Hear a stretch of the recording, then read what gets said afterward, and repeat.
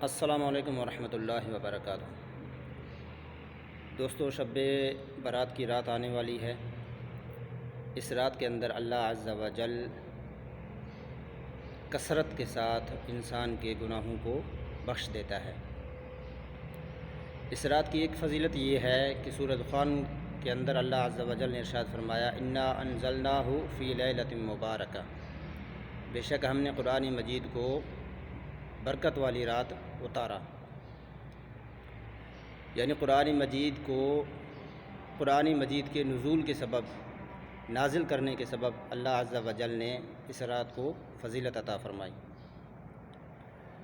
پھر قرآن مجید کے نزول کے متعلق ایک اور آیت بھی ہے، انا انزلناہ فی لیلۃ القدر، بے شک ہم نے قرآن مجید کو شب قدر والی رات کو اتارا، یعنی رمضان کے 27ویں رات۔ ایک اور آیت ہے کہ اللہ عز و جل نے ارشاد فرمایا، شہر رمضان الذی انزل فیہ القرآن، کہ رمضان کے مہینے میں قرآن مجید کو نازل کیا گیا۔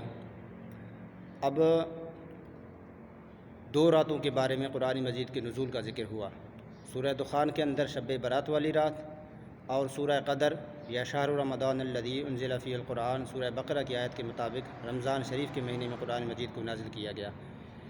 ان آیت کے درمیان تطبیق یہ ہے کہ شب برات کے اندر اللہ عز و جل نے قرآن مجید کو آسمانی دنیا پر اتارا، اور رمضان شریف کے 27ویں شب کا جو ذکر ہے، اس کا مطلب یہ ہے کہ اللہ عز و جل نے آسمانی دنیا سے جبرائیل امین کو حکم بتا کر آقا علیہ الصلاۃ والسلام کی طرف وحی لے جانے کا حکم فرمایا، اور بعد میں 23 سال